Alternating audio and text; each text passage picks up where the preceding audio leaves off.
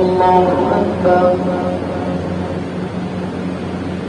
الحمد لله رب العالمين الرحمن الرحيم مالك يوم الدين إياك نعبد وإياك نستعين اهدنا الصراط المستقيم صراط الذين أنعمت عليهم غير المغضوب عليهم ولا الضالين.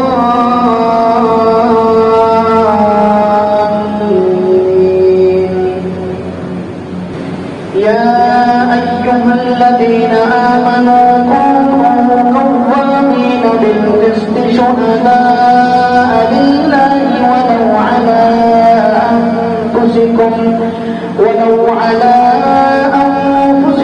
أو الوالدين والأقربين إن يكن غنيا أو فقيرا فالله أولى بهما فلا تتبعوا الهوى أن تعدلوا وإن تلهوا أو تغلظوا فإن الله كان بما تعملون خبيرا. يا أيها الذين آمنوا بالله ورسوله والكتاب الذي نزل على رسوله من قبل ومن يكفر بالله وملائكته وكتبه ورسله واليوم الآخر فقد ضل ضلالا بعيدا. إن الذين آمنوا ثم كفروا ثم آمنوا ثم كفروا ثم ازدادوا كفرا لم يكن الله ليغفر لهم ولا ليهديهم سبيلا.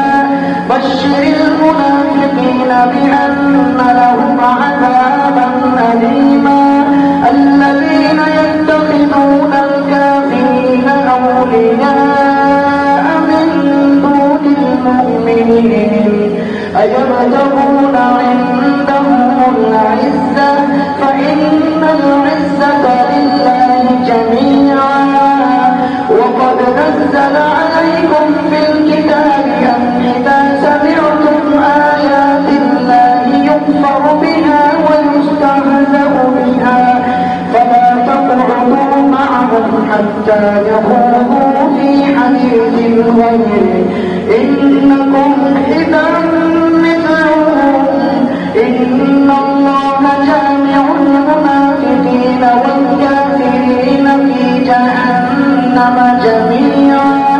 الذين يتربصون بكم فإن كان لكم فتح من الله قالوا ألم نكن معكم وإن كان للكافرين نصيب قالوا ألم نستحوذ عليكم ونمنعكم من المؤمنين فالله يحكم بينكم يوم القيامة ولن يجعل الله للكافرين على المؤمنين سبيلا.